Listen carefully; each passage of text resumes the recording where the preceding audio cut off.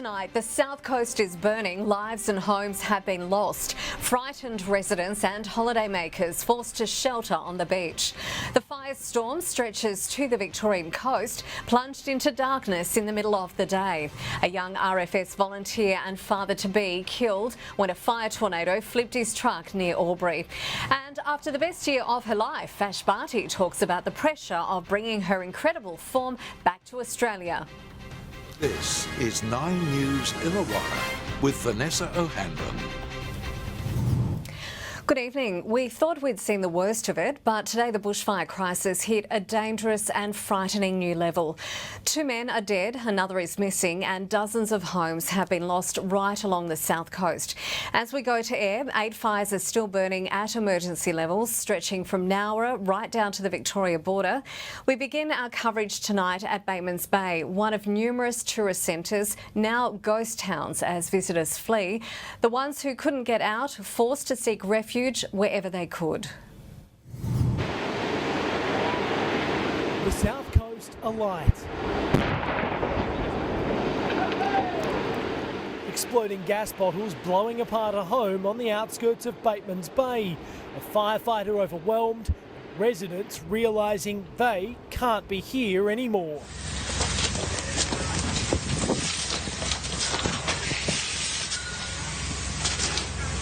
The bushfire ripped over the mountains and straight towards packed holiday spots. Here we are, New Year's Eve, midday in Bateman's Bay. The sky just getting darker and darker. It is not looking good. People were told to evacuate and get to the water. So quickly, I can't believe it. This is midday in the middle of Bateman's Bay. What should be one of the busiest times of the year, ending up in confusion and chaos. Extraordinary scenes, because over there, over to my left, would normally be the beach. That would be the beach here at Bateman's Bay. That is now orange. It almost looks black in some parts. Fears more than a dozen homes have been destroyed. The local Bunnings gone too. We've had a couple of tears already this morning. Small towns throughout the hinterland like Cobargo didn't stand much chance. A wall of flames coming down this hill here, and it was coming straight at us. Police basically just told us to get out. Population 776, turn of the century buildings and historic town, a quaint main street, now hardly recognisable with rubble everywhere. It's been confirmed today that there are 2 deceased persons in Cobargo. The police have confirmed that, and a third person is missing with grave concerns for their safety. The 2 killed, farmers Robert Solway and his son Patrick, dying while trying to protect their home and livelihood. It's a feeling of surreal. What's left of these homes point to the ferocity of the bushfire. The heat and the wind that was coming through from it. It was enough to give me a bit of adrenaline, and didn't take a whole lot of talking me around to get back in the car and shoot out of here. Further north at Lake Conjola near Milton, it was clear just how big this blaze is. Almost looking like a nuclear bomb as it incinerated the forest, a tiny dose of water turning into a steam. The beach became a fallout shelter. Scared residents lined up like ants across the sand as they watched the inferno roll towards them.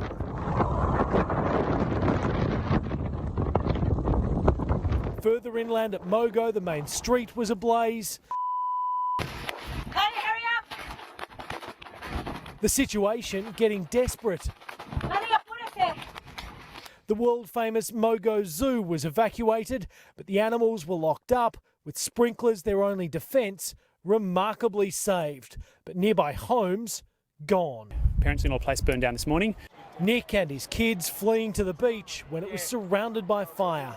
We were up there for a few hours and just got too much. Further south at Quamma near Bermagui, this man tried to protect his home. It's the most intense thing that I've ever experienced.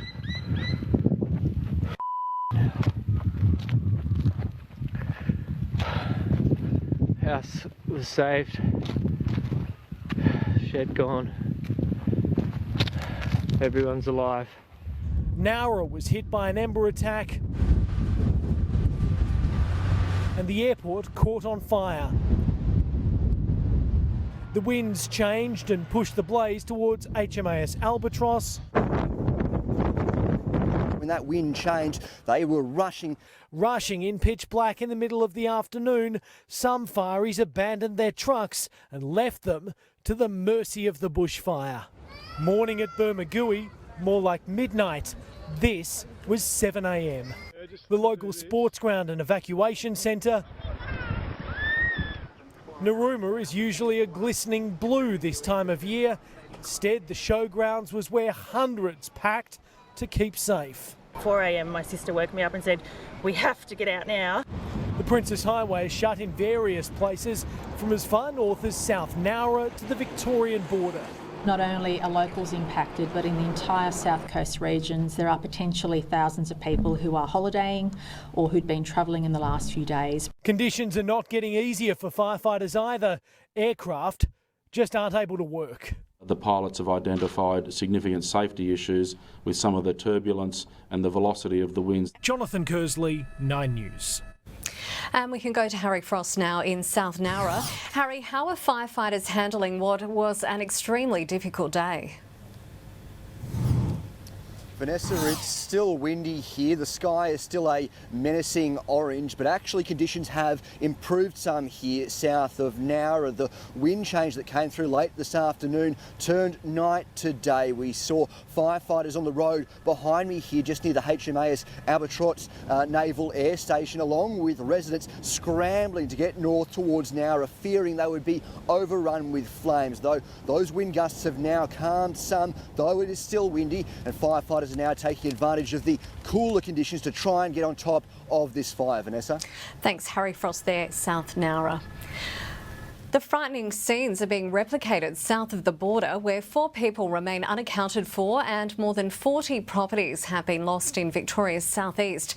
Naval vessels and military aircraft will now be deployed to help with mass evacuations. In the coastal town of Mallacoota, thousands of people were forced to seek refuge on the beach, all the while under attack from embers. It could well be a scene from the red surface of Mars, a sky so dark and foreboding, it's hard to believe this is anywhere on Earth. It is Mallacoota this morning. The Bureau of Meteorology recorded a temperature of 49 degrees and winds gusting to 80 kilometres an hour, driving a wildfire towards the tiny town.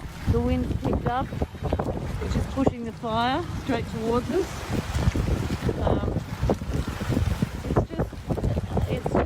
Unless you're here, you can't even imagine. So this is really scary now. It's just red everywhere. Those who could took to sea, looking back at an horrific scene. That behind me is Mallacoota. Now the fire front's come through. Everyone's safe and sound. Got the girls and the dogs up the front. The sky's turning red. We're all in the Gypsy Princess. Just waiting.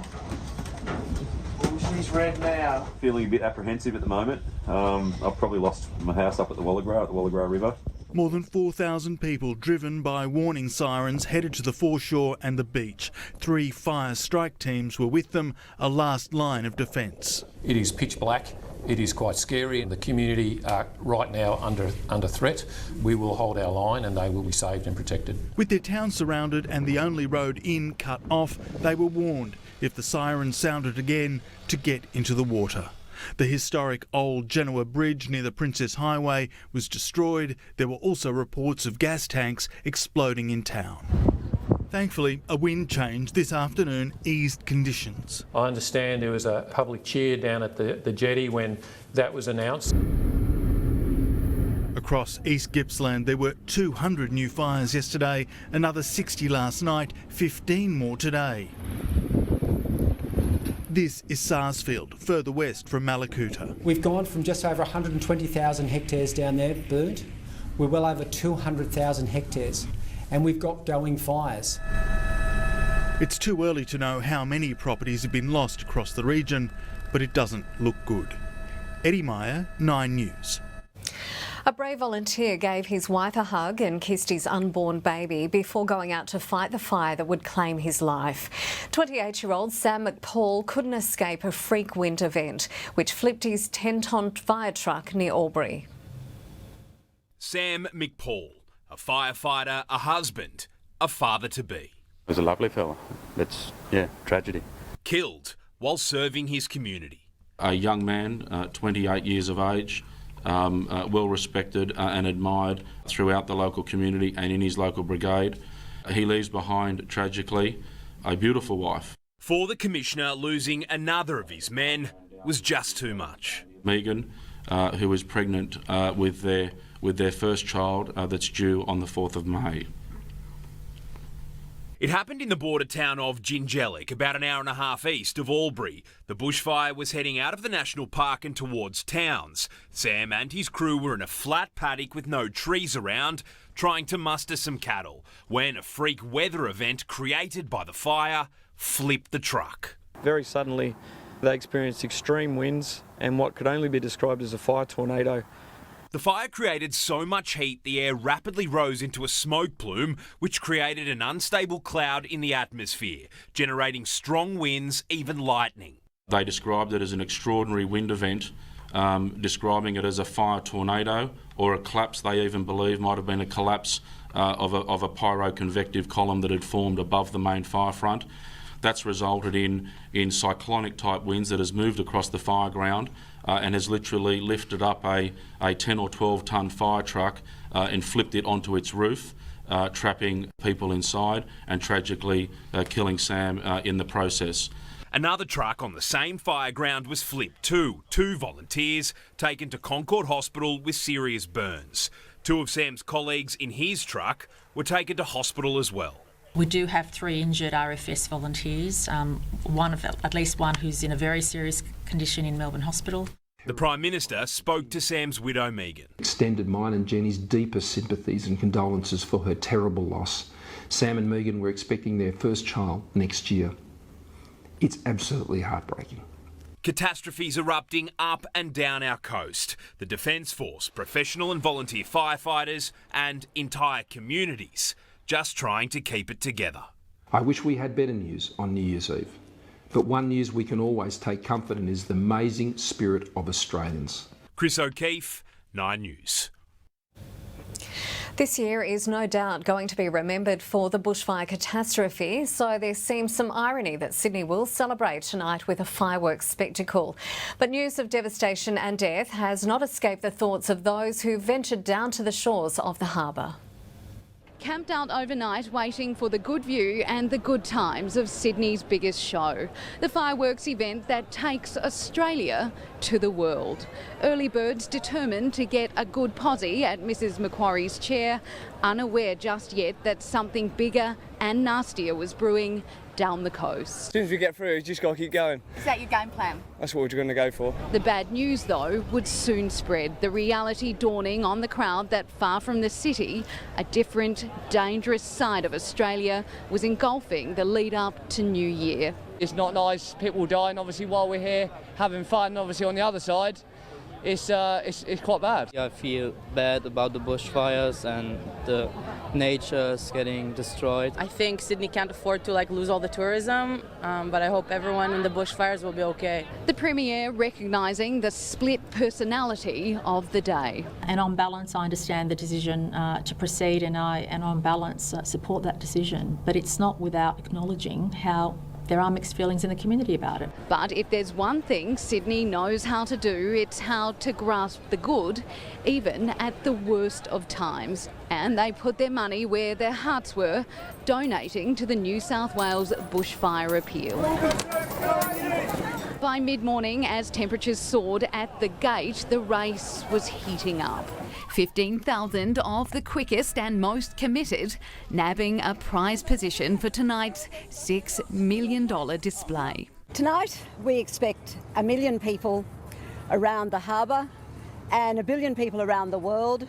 Our iconic show is one of the first in the world to light up. A sky-high projection of lasers and 36,000 fireworks. Despite a scorching heatwave, rising winds and a statewide fire emergency that's deepening by the day, when other displays in Parramatta and Wollongong were called off. The RFS has advised that our event can go ahead. It's a water-based event on our harbour. But several areas around our hazy harbour have been ruled unsafe. Balls Head Point, Bradley's Head and Bone Dry North Head all fenced off, and the event will shut down some city roads. North Sydney, Milsons Point and McMahon's Point all have closures until 3 a.m. In the CBD, roads north of Liverpool Street are closed until 4 a.m. Roads around Wynyard closed from 11 p.m. until 4 in the morning, while the rest of the CBD will be closed from 11 until 1:30 a.m. The Anzac Bridge is closed from 8:30 until 9:30 tonight, and again at 11:30 until 1:30 a.m. The Harbour Bridge closed 11 p.m. until 1:30 tomorrow morning. We would ask the people that are coming into the city to ensure that you have a plan to get into the city and make sure that that plan includes options for getting home. Celebrating Sydney style is always a test of endurance, but this year surviving until midnight means sitting it out through the smoke and a tough initiation for tourists, holding your ground in mid-30 degree heat. We are well prepared. We have water, sunscreen, everything. Was that the camping trip you always imagined having in Australia? Not really, but it was one of the best ones, I guess. Ruthwyn Williams, 9 News. Returning to the bushfire crisis, and a blaze has flared to emergency level at Charm Haven near Doyleson on the Central Coast. Gabriella Rogers is at RFS headquarters. Gabby, are properties under threat tonight? Yes, the blaze is very close to properties. Multiple crews and water-bombing aircraft are trying to stop it from destroying homes. The fire is burning aggressively on both sides of the Illawarra Creek. The Pacific Highway is closed in both directions between Guruma Avenue and Lake Haven Drive. The RFS says the southerly change won't hamper their efforts, and they're hoping that the blaze will be controlled by tonight. Vanessa. Gabby, with that update, thank you. Authorities in Canberra have made the unprecedented move of cancelling New Year's Eve celebrations in the city for the first time. Emma LaRouche filed this report. Vanessa, usually there'd be thousands of people here in the city by now with entertainment happening on the big stage, but instead event staff are working through the smoke haze to dismantle the setup, with Events ACT receiving advice this afternoon to cancel the entire New Year's celebration here in Civic Square.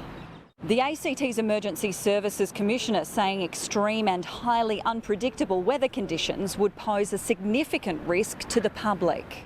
To date, we've only had a couple of dry lightning strikes within our own borders, but we can expect to see more of those this evening. Public safety, the safety of our workers, our staff, the performers are a priority. Pulling the plug on the event has come after yesterday's announcement that the fireworks would not go ahead.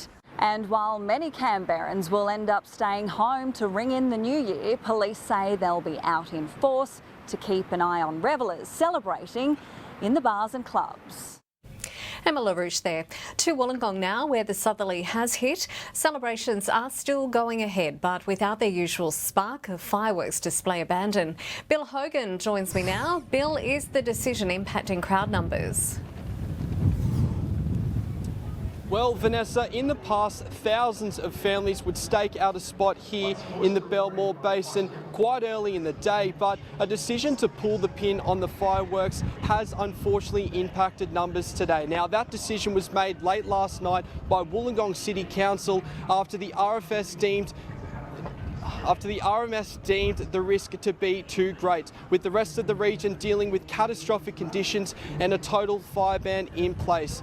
The risk at the moment now has been amplified with this southerly swooping through with wind gusts of up to 50 kilometres an hour, meaning a firework display would be just far too dangerous.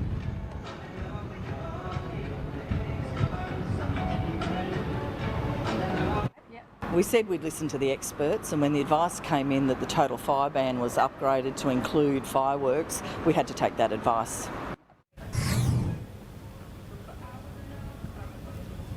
Now, Kiama Council also received the same advice. However, it has controversially committed to going ahead with the fireworks. The show will go on tonight in Wollongong with plenty of rides, stores and entertainment for the kids as the city counts down to 2020. Vanessa?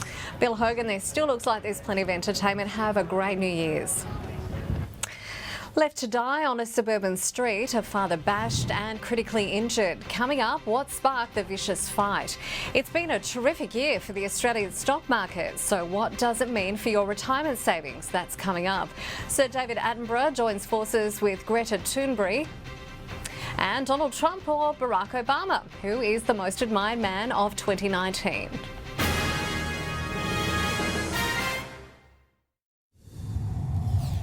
A Sydney father is clinging to life after being bashed by a gang of men in broad daylight. Police are tonight believed to be closing in on up to 4 attackers. Bloodstains cover an apartment car park, signs of a violent struggle that's left 42-year-old Virgil Velasquez fighting for life. At 4 p.m. yesterday, the father was attacked by up to 4 men outside his Housing Commission complex on Mia Street.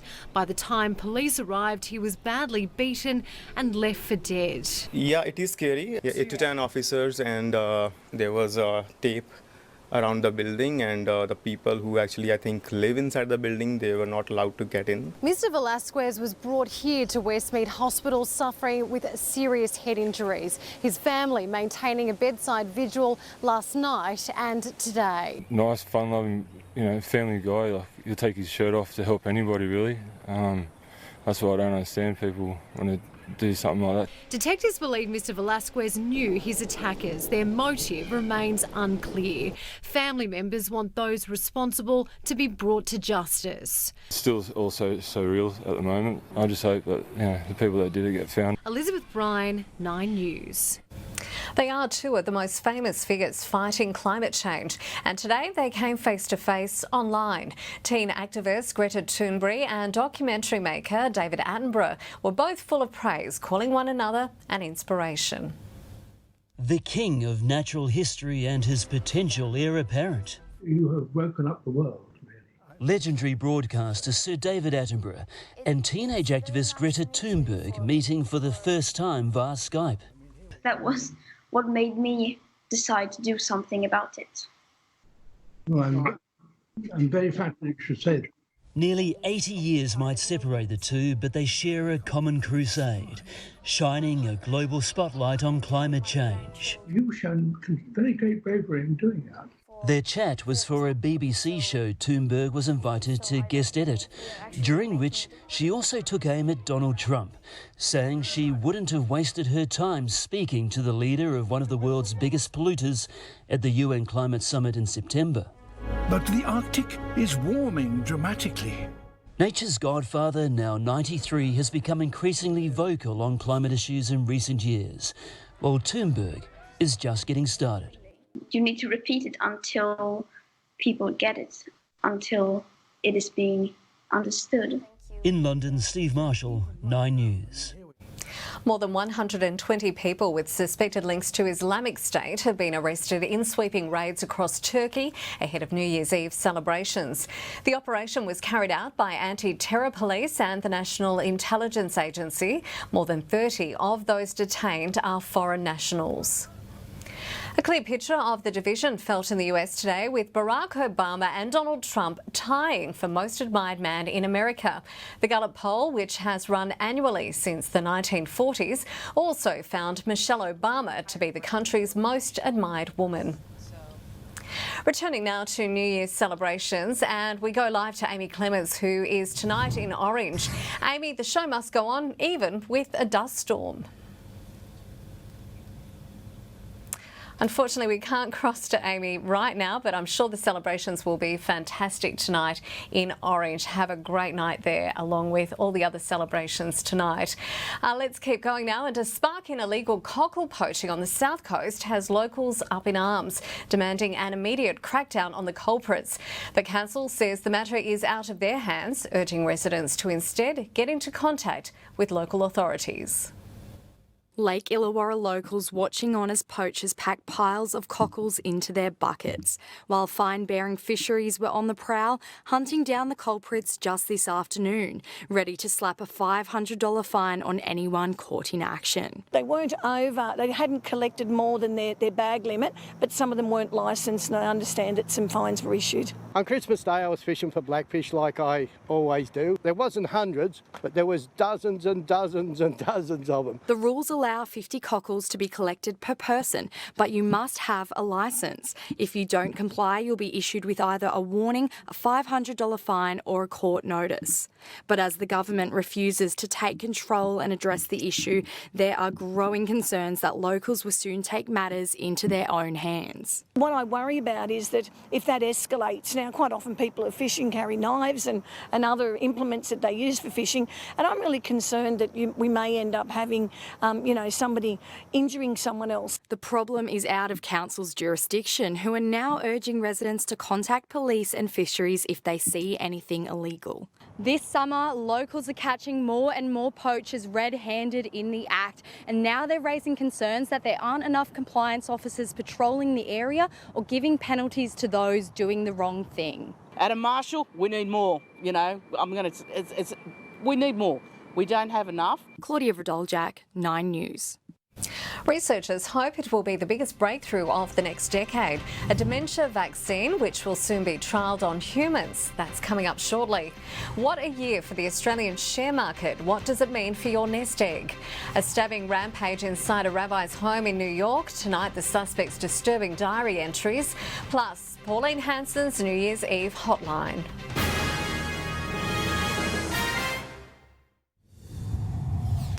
It's been revealed the alleged terrorist who went on a stabbing rampage inside a New York rabbi's home kept anti-Semitic journals. The man is now facing federal hate crime charges over the attack that wounded 5 worshippers.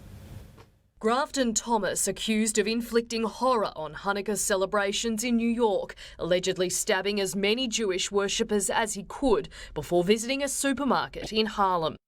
But as he returned to his car, the machete hidden under a seat, he was surrounded by police, their guns drawn.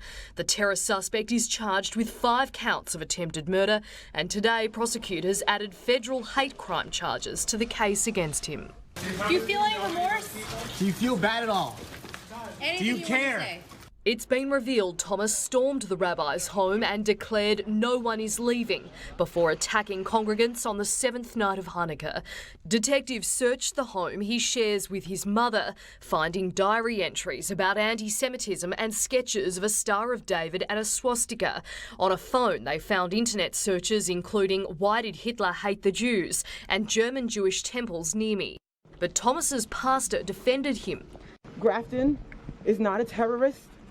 He is a man who has mental illness in America, and the systems that be have not served him well. It's the 13th anti-Semitic attack in New York this month. They fought back. They fought back in the face of evil. They didn't have guns. They didn't have training. They threw furniture at them. The very next day, a Texan parishioner fought back when a gunman opened fire at his church. I fired 1 round, the subject went down. Politicians in the US now claiming their right to bear arms, in particular at churches and businesses, saves lives. We can't prevent every crazy person from pulling a gun, but we can be prepared like this church was. In the United States, Alexis Daish, 9 News. An Australian-developed vaccine to prevent dementia could be on the market within the next 5 to 10 years.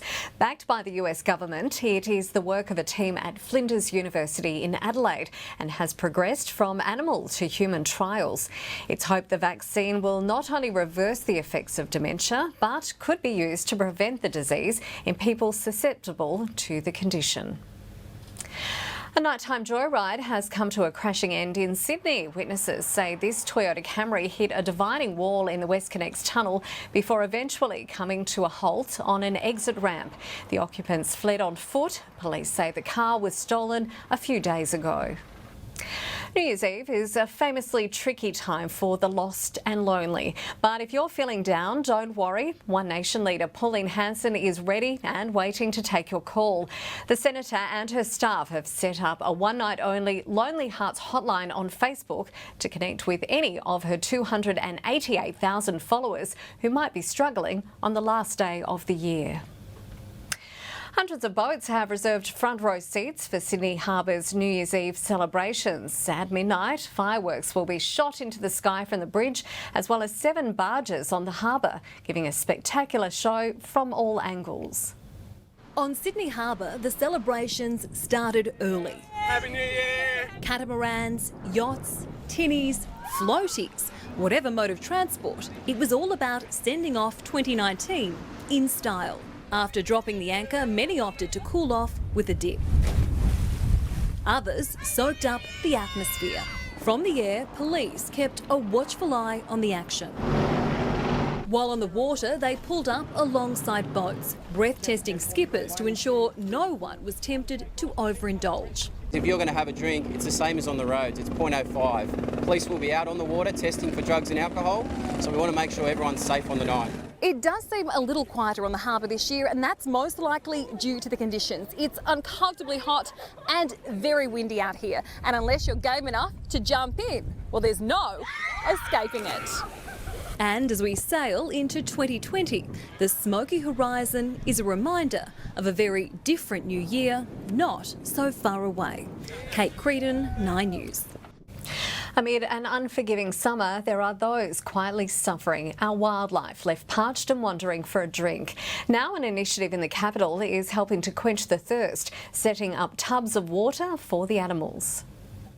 Desperate for a drink, this curious kangaroo has found an unusual water source in Canberra's bushland. I've seen a lot of animals coming closer into the suburbs, and it's really dangerous for them because they're interacting with traffic. Michelle Woods is helping her friend Anna, who set up the Water Our Wildlife Facebook group. Thought it'd be great to have a central place where everyone could come together, we could have a central map. The group has hundreds of members who can see where water stations have been set up to provide much needed water for thirsty animals.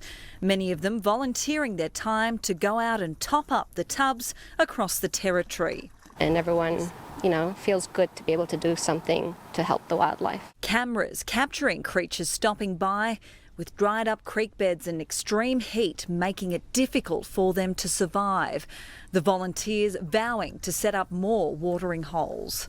But also making sure people are going back to their tubs and filling them up, not just like putting a tub up and then forgetting about it. Hoping more Canberrans will get on board in their neighbourhoods. To ensure that it's a sustained water supply for the animals and they get used to it being there. Emma LaRouche, 9 News. Ahead in 9 News, super funds on target for record gains this year, but can the run continue in 2020? And actor John Cleese pays tribute to a man who helped make Monty Python a hit. News and weddings to political scandals. It's been a bumper year for the Australian stock market, and that's meant strong returns for our retirement savings. With double-digit growth on the cards for 2019, Eddie Meyer takes a look at the best performing super funds. There's no doubt our share market has performed strongly this year and is likely to end it around 23% higher.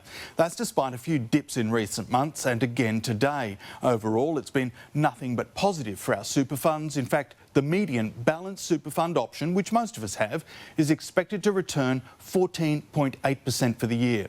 Research firm Super Ratings has looked at the best performing funds, and some have done even better.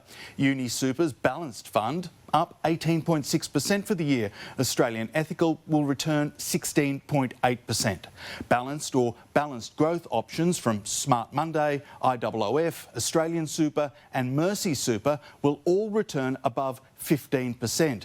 Rounding out the top 10 with 14+% returns, First State Super, Sun Super for Life, Mercer Super Trust and MLC MKey. And those gains, well, they're among the highest in 2 decades.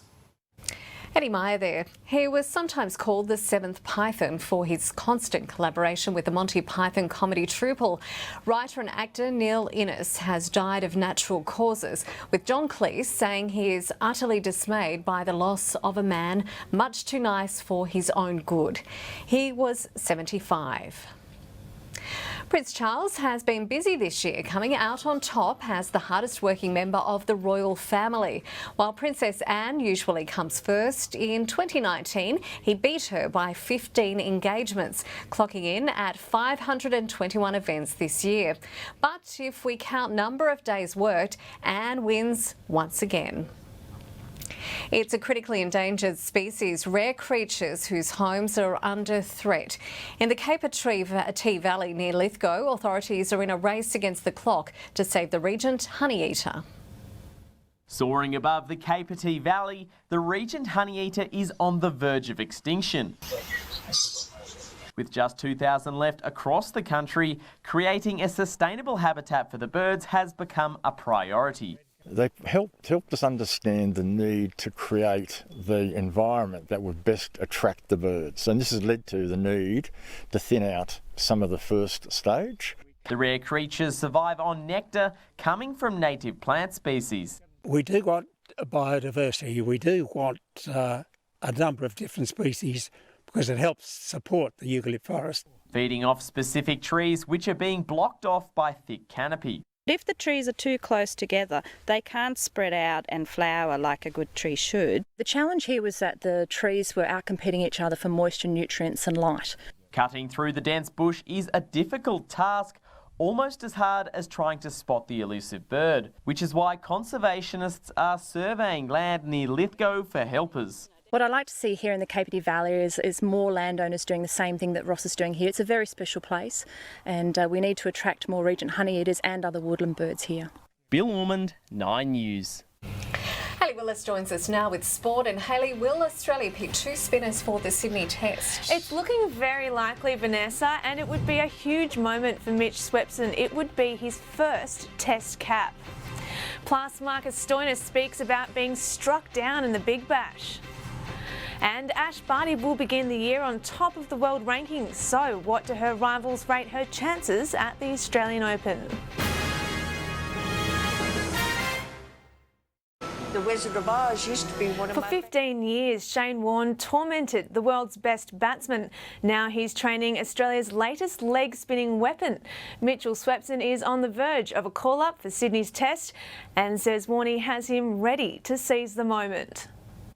In a squad of stars, Mitchell Swepson almost swept into Sydney unnoticed. Come Friday, he could be Australia's newest Test debutant. I'm obviously here for a reason. I'm here and going to be preparing to play. That's the only thing I can do. To get the call-up, Swepson is likely to need selectors to drop a fast bowler for the spin-friendly SCG pitch. Leg-spinning legend Shane Warne had another idea, resting offie Nathan Lyon. It's great to have Warnie in your corner, but I think, as Gaz said, I don't think he'll be putting his hand up to rest anytime soon. Warnie's been in Swepson's corner for years. A net session at the MCG on Saturday, the latest in a series of one-on-one masterclasses for the 26-year-old Queenslander. He's been great in the past. I've had a session with him before where we've worked on a couple of things, and this time he sort of just wanted to check up on those things and how they were going, and he said the ball was coming out really well. As a leg spinner, you're quite an attacking option, but for me, I wanted to become a lot more consistent as a leg spinner and try and go for a few less runs.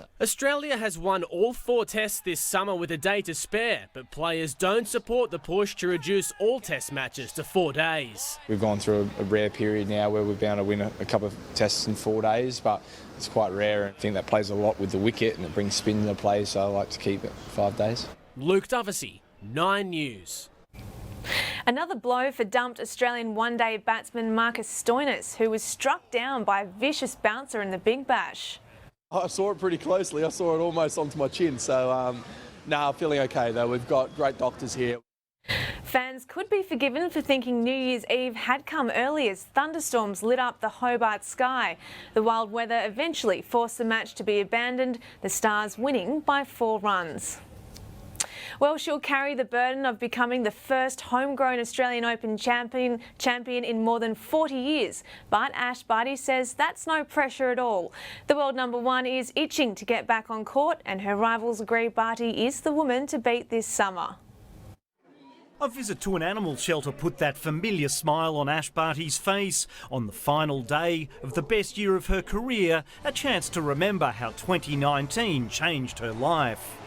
Yeah, obviously an incredible year for me on the court. It's hanging on to these last few hours of today just to soak it all up and live it all up, but looking forward to starting in 2020. Barty begins the new year at the Brisbane International, then heads to Adelaide before carrying a nation's expectations onto the court at the Australian Open. No pressure at all, no pressure at all. I think for myself and my team, yes, we've had some incredible results, but we've worked damn hard to try and get those results, and I think it's been a reward for all of us. And again. Maria Sharapova has been given a wild card into the Brisbane field and has no doubt Barty is the one to beat. Our Australian Open match last year was maybe one of the toughest certainly one of the toughest matches that I've played, and what a phenomenal year she's had. The international teams are settling into Sydney ahead of the ATP Cup. Surf lifesavers on hand to give the Croatians a few tips before they took on the waves at Tamarama. The Bulgarians were treated to another sparkling Sydney location. Grigor Dimitrov impressed by the spectacular sights, but even more glowing of the culture he says Leighton Hewitt has created as Davis Cup and now ATP Cup captain. I have a great admiration of him. I've watched him since I was a kid, so I have a great relationship, and I can only think that for the future is going to be super bright for any one of the Australian players that are going to be upcoming. Chris Hodgkinson, 9 News. Well, after snapping a 7-match winless streak last Friday, coach Marcus Babbel believes the Wanderers have the ability to challenge for the A-League title this season. This is my opinion. They have talent, they have quality. So if we can bring this winning mentality on the pitch, then it's not easy to play against us. The Wanderers face Brisbane at Bankwest Stadium tomorrow night. Well, stay with us. Coming up, Jane Goldsmith has the weather. News and weddings to political scandals. Recapping the latest on the New South Wales bushfire emergency, 8 bushfires are still burning at emergency level across the state. A father and son have been killed trying to save their home west of Cobargo. Another man, a 72-year-old, is missing. It's believed he'd been out defending properties. Dozens of homes and properties have been lost along the coast, but the full extent is still unknown. And the Princes Highway remains closed between South Nowra and Milton.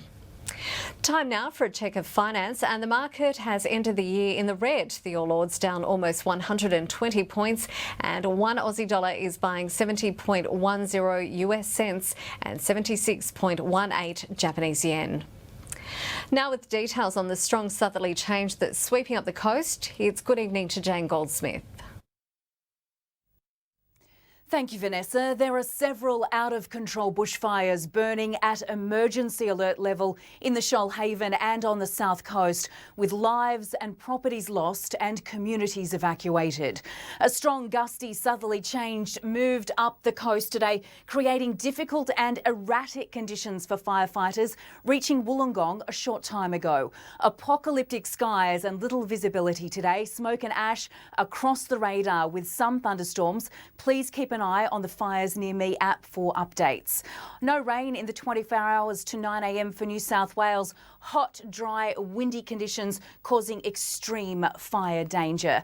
Up to the satellite now, clouds stretching from northwestern New South Wales down to the southeast in a trough, as well as a cold front in the south is triggering a few showers and thunderstorms. Bushfires are also causing thunderstorms to form, mostly clear in the northwest. On the synoptic chart, multiple troughs across WA and the tropics will trigger some widespread showers. Another trough from the Northern Territory to northern New South Wales will cause showers and storms, some potentially severe. Around Australia now, New Year's Day tomorrow in Sydney, a top of 25 degrees, warmer in Canberra with 35, 27 for Adelaide, 30 for Perth, 41 for Alice Springs and 31 in Brisbane. Thankfully, lighter winds forecast for tomorrow, moderate to light southeasterlies on the way. And checking the radar for tomorrow, the chance of a thunderstorm in the north during the early morning, followed by a sunny day, although thick smoke haze will of course linger. The New Year's Day forecast, cooler on the coast tomorrow thanks to the southerly change. Let's hope it helps firefighters get the upper hand. 24 for Wollongong tomorrow, 27 for Nowra, 24 for Batemans Bay, 13 to 26 for Bega and 29 with a possible shower in Bowral. And heading west, still hot in Canberra with a top of 35 tomorrow, 35 the top for Queanbeyan. Coastal waters information for tomorrow, seas and swell at 2.5 metres for the Illawarra coast, southerlies up to 25 knots turning southeasterly. For the Batemans coast, southerlies also 20 knots, seas at 2 metres. The sun to rise tomorrow at 5:45 and set at 8:20.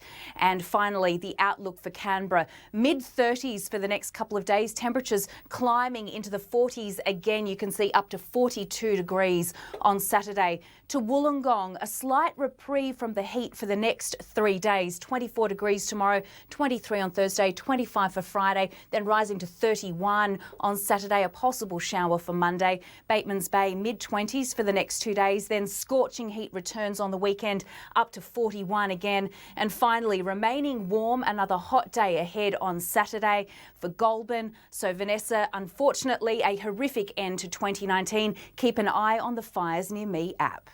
Certainly is. Thank you, Jane. And that's 9 News for this Tuesday. Layla's coming up next with a current affair. I'm Vanessa O'Hanlon, wishing you a happy New Year's. Good night.